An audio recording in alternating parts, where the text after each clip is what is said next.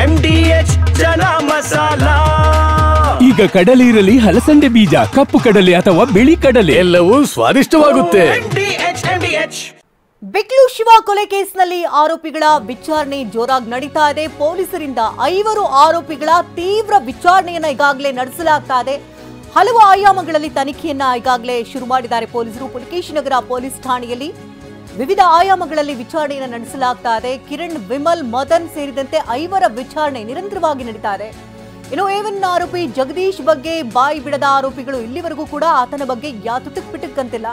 ಜಗದೀಶ್ ಎಲ್ಲಿದ್ದಾನೆ ಅಂತ ಆರೋಪಿಗಳು ಯಾವ ಮಾಹಿತಿಯನ್ನು ಕೂಡ ಬಿಟ್ಕೊಡ್ತಾ ಇಲ್ಲ. ಜಗದೀಶ್ ಪಾತ್ರ ಇಲ್ವೇ ಇಲ್ಲ ಅಂತ ಆರೋಪಿಗಳು ಹೇಳ್ತಿದ್ದಾರೆ. ನಮಗ್ ದ್ವೇಷ ಇತ್ತು, ಹೀಗಾಗಿ ನಾವು ಕೊಲೆ ಮಾಡಿದ್ದೀವಿ ಅಂತ ಆರೋಪಿಗಳು ಇಲ್ಲಿ ಪೊಲೀಸರ ಬಳಿ ಮಾತನಾಡ್ತಿದ್ದಾರೆ. ಅಂದ್ರೆ ಮಾಹಿತಿಗಳನ್ನು ಹಂಚಿಕೊಳ್ತಿದ್ದಾರೆ. ಶಿವ ಕೊಲೆ ಬಳಿಕ ನಾಪತ್ತೆಯಾಗಿರುವಂತಹ ಜಗದೀಶ್ ಪತ್ತೆಗಾಗಿ ಪೊಲೀಸರು ಈಗಾಗಲೇ ಬಲೆ ಬೀಸಿದ್ದಾರೆ. ಆದರೆ ಈ ಯಾವ ಆರೋಪಿಗಳು ಕೂಡ ಜಗದೀಶ್ಗೂ ಈ ಕೊಲೆಗೂ ಯಾವುದೇ ರೀತಿ ಸಂಬಂಧ ಇಲ್ಲ ಅಂತ ಹೇಳ್ತಿದ್ದಾರೆ. ಕಿರಣ್, ವಿಮಲ್ ಹಾಗೆ ಮದನ್ ಈ ಎಲ್ಲರನ್ನ ಈಗ 5ರನ್ನ ವಿಚಾರಣೆಗೆ ಒಳಪಡಿಸಿರುವಂತಹ ಪೊಲೀಸರು ಹಲವು ಆಯಾಮಗಳಲ್ಲಿ ಪ್ರಶ್ನೆಗಳನ್ನ ಕೇಳ್ತಿದ್ದಾರೆ. ಭೈರತಿ ಬಸವರಾಜ್ ಪಾತ್ರದ ಬಗ್ಗೆಯೂ ಕೂಡ ವಿಚಾರಣೆ ನಡೀತಾ ಇದೆ. 5 ಆರೋಪಿಗಳಿಗೆ ಪೊಲೀಸರಿಂದ ತೀವ್ರತರನಾದ ವಿಚಾರಣೆ ಇದು. ಆಸ್ತಿ ವಿಚಾರವಾಗಿ ಕೊಲೆ ಅಂತ ಆರೋಪಿಗಳು ಪದೇ ಅದನ್ನ ರಿಪೀಟ್ ಮಾಡ್ತಿದ್ದಾರೆ ಹೊರತು ಅದನ್ನು ಹೊರತುಪಡಿಸಿದಂತೆ ಯಾವುದೇ ಮಾಹಿತಿಯನ್ನ ಬಿಟ್ಕೊಡ್ತಾ ಇಲ್ಲ. 5ರನ್ನ ಪ್ರತ್ಯೇಕವಾಗಿ 1-to-1 ವಿಚಾರಣೆ ಮಾಡ್ತಿದ್ದಾರೆ ಖಾಕಿ. ಜೊತೆಗೆ ಆರೋಪಿಗಳ ಮೊಬೈಲ್ ಫೋನ್ ಕೂಡ ರಿಟ್ರೀವ್ ಮಾಡಿಕೊಂಡು ಅದರಲ್ಲಿ ಯಾರ್ಯಾರ ಕಾಂಟ್ಯಾಕ್ಟ್ ಇತ್ತು, ಯಾರಿಗೆಲ್ಲ ಕಾಲ್ ಮಾಡಿದ್ದಾರೆ, ಏನು ಎತ್ತ ಅನ್ನೋದ್ರ ಬಗ್ಗೆ ಸಂಪೂರ್ಣವಾದಂತಹ ಪರಿಶೀಲನೆಯನ್ನು ನಡೆಸಲಾಗ್ತಾ ಇದೆ.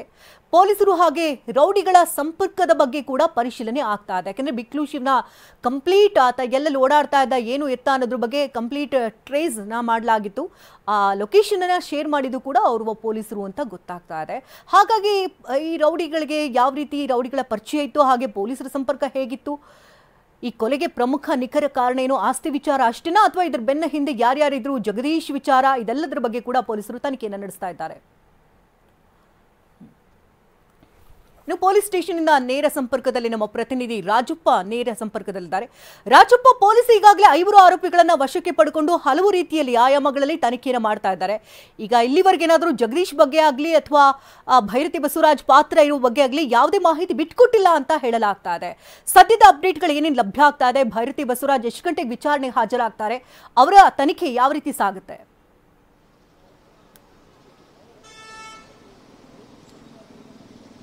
ಶಕುಂತಲಾ, ಬಿಕ್ಲು ಶಿವ ಮರ್ಡರ್ ಕೇಸ್ಗೆ ಸಂಬಂಧಪಟ್ಟಂತೆ 5 ಆರೋಪಿಗಳನ್ನ ಬಂಧಿಸಿ ಪುಲಕೇಶಿ ನಗರ ಪೊಲೀಸ್ ಠಾಣೆಯಲ್ಲಿ ಅವರ ತೀವ್ರವಾದಂತಹ ವಿಚಾರಣೆ ಕೂಡ ನಡೆಸಲಾಗ್ತಾ ಇದೆ. ಪ್ರಮುಖ ಆರೋಪಿ ಆಗಿರುವಂತಹ ಜಗದೀಶ್ ಅಲಿಯಾಸ್ ಜಗ್ಗ ತಮಿಳುನಾಡಿಗೆ ಒಬ್ರು ಫೈನಾನ್ಷಿಯರ್ನ ನೆರವನ್ನ ಪಡೆದುಕೊಂಡು ಅಲ್ಲಿಗೆ ಪರಾರಿಯಾಗಿದ್ದಾರೆ ಅನ್ನುವಂಥ ಮಾಹಿತಿ ಕೂಡ ಸಿಗ್ತಾ ಇರುವಂಥದ್ದು. ಹಾಗಾಗಿನೇ ಬೇರೆಯಾದಂತಹ ಒಂದು ಟೀಮ್ಗಳನ್ನ ಮಾಡಿಕೊಂಡು ತನಿಖೆ ಕೂಡ ನಡೆಸಲಾಗ್ತಾ ಇದೆ. ಅಂದ್ರೆ ಆರೋಪಿಗಳನ್ನ ಪತ್ತೆ ಮಾಡೋದು ಒಂದು ಟೀಮ್ ಆದ್ರೆ ಈ ಬಿಕ್ಲು ಶಿವ ಮರ್ಡರ್ ಕೇಸ್ಗೆ ಸಂಬಂಧಪಟ್ಟಂತೆ ಆರೋಪಿಗಳಿಗೆ ಕೆಲ ಪೊಲೀಸ್ ಸಿಬ್ಬಂದಿಗಳು ಸಹಕಾರವನ್ನ ಕೊಟ್ಟಿದ್ದಾರೆ ಅನ್ನುವಂತಹ ಒಂದಿಷ್ಟು ಆರೋಪಗಳು ಕೂಡ ಕೇಳಿ ಬಂದಿರುವಂತದ್ದು. ಯಾಕಂತಂದ್ರೆ ಬಿಕ್ಲು ಶಿವದ ಲೈವ್ ಲೊಕೇಶನ್ ಅನ್ನ ಪೊಲೀಸರು ಪಡ್ಕೊಂಡು ಅದನ್ನ ಆರೋಪಿಗಳಿಗೆ ನೀಡಿದ್ರು ಅನ್ನುವಂತಹ ಆರೋಪ ಕೂಡ ಇರುವಂತದ್ದು. ಹಾಗಾಗಿ ಅದು ಒಂದು ದಿಕ್ಕಿನಲ್ಲಿ ತನಿಖೆ ನಡೀತಾ ಇದ್ರೆ, ಇತ್ತ ಭಾರತೀನಗರ ಪೊಲೀಸ್ ಠಾಣೆಯಲ್ಲಿ ಭೈರತಿ ಬಸವರಾಜ್ರನ್ನ ವಿಚಾರಣೆ ಮಾಡೋದಕ್ಕೆ ಅಂತ ಹೇಳಿ ಈ ಒಂದು ಪ್ರಕರಣದ ತನಿಖಾಧಿಕಾರಿ ಆಗಿರುವಂತಹ ಪ್ರಕಾಶ್ ರಾಥೋಡ್ ಕೂಡ ಬಂದು ಕಾಯ್ಕೊಂಡಿರುವಂತದ್ದು. ಸುಮಾರು 40ಕ್ಕೂ ಹೆಚ್ಚು ಪ್ರಶ್ನೆಗಳನ್ನ ಕೂಡ ಸಿದ್ಧ ಮಾಡಿಕೊಂಡಿರುವಂತದ್ದು.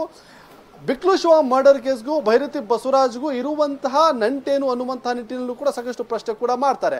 ಅಂದ್ರೆ ಜಗದೀಶ್ ಅಲಿಯಾ ಜಗ್ಗಾ ಜೊತೆಗೆ ಭೈರತಿ ಬಸವರಾಜ್ ರವರದು ಯಾವ ರೀತಿಯಾಗಿರುವಂತಹ ಒಡನಾಟ ಅನ್ನುವಂತಹ ವಿಚಾರಕ್ಕೂ ಕೂಡ ಪ್ರಶ್ನೆ ಸಿದ್ಧ ಮಾಡ್ಕೊಂಡಿದ್ದಾರೆ. ಈ ಕೊಲೆಯಲ್ಲಿ ಅವರ ಪಾತ್ರ ಏನು ಅನ್ನೋದು ಕೂಡ ಇನ್ನಷ್ಟೇ ಗೊತ್ತಾಗಬೇಕಾಗಿರುವಂತಹ ಸಂಗತಿ. ಹಾಗಾಗಿ 5 ಆರೋಪಿಗಳು ಕೂಡ ಹೇಳ್ತಿರುವಂತದ್ದೊಂದೇ, ಅಂದ್ರೆ ಬಂಧಿತ ಆರೋಪಿ ಕಿರಣ್ ಏನಿದ್ದಾನೆ ಆತ ಬಿಕ್ಲು ಶಿವ ನನ್ನನ್ನು ಮುಗಿಸೋದಕ್ಕೆ ಸಾಕಷ್ಟು ಪ್ಲಾನ್ ಅನ್ನ ಮಾಡ್ಕೊಂಡಿದ್ದ, ಹಾಗಾಗಿ ನನ್ನನ್ನ ಮುಗಿಸ್ತಾನೆ ಅನ್ನುವಂತ ಭಯದಲ್ಲಿಯೇ ನಾನು ಆತನನ್ನ ಹೊಂಚಿ ಹಾಕಿ ಮರ್ಡರ್ ಮಾಡಿದ್ದೆ ಅನ್ನುವಂತ ಮಾತನ್ನ ಕೂಡ ಕಿರಣ್ ಹೇಳಿರುವಂತದ್ದು. ಅದರ ಹೊರತಾಗಿ ಈ ಒಂದು ಪ್ರಕರಣದಲ್ಲಿ ಜಗದೀಶ್ ಹಾಗೇನೆ ಭೈರತಿ ಬಸವರಾಜ್ ರವರ ಪಾತ್ರದ ಬಗ್ಗೆ ಯಾವುದೇ ರೀತಿಯೂ ಕೂಡ ಅವರು ಬಾಯಿ ಬಿಟ್ಟಿಲ್ಲ. ಹಾಗಾಗಿ ಟೆಕ್ನಿಕಲ್ ಎವಿಡೆನ್ಸ್ ಆಗಿರಬಹುದು, ಅದ್ರ ಜೊತೆಗೆ ಈ ಹಿಂದೆ ಬಿಕ್ಲು ಶಿವ, ಭೈರತಿ ಬಸವರಾಜ್, ಅದ್ರ ಜೊತೆಗೆ ಜಗದೀಶ್ನ ಮೇಲೆ ಕೊಟ್ಟಂತಹ ದೂರನ್ನ ಆಧರಿಸಿ ಅದ್ರ ಜೊತೆಗೆ ಅವರ ಫೋನ್ ಸಂಪರ್ಕ ಆಗಿರ್ಬೋದು, ಈ ಎಲ್ಲಾ ವಿಚಾರಕ್ಕೆ ಸಂಬಂಧಪಟ್ಟಂತೆ ಟೆಕ್ನಿಕಲ್ ಎವಿಡೆನ್ಸ್ ನ ಮುಂದಿಟ್ಕೊಂಡು ಅವರ ನಡುವೆ ಇದ್ದಂತಹ ಲಿಂಕ್ ಏನು ಅದನ್ನ ಭೇದಿಸುವಂತ ಕೆಲಸವನ್ನ ಕೂಡ ಪೊಲೀಸರು ಮಾಡ್ತಾರೆ. ಆದ್ರೆ ಇಷ್ಟೊತ್ತಿಗೆ ಭೈರತಿ ಬಸವರಾಜ್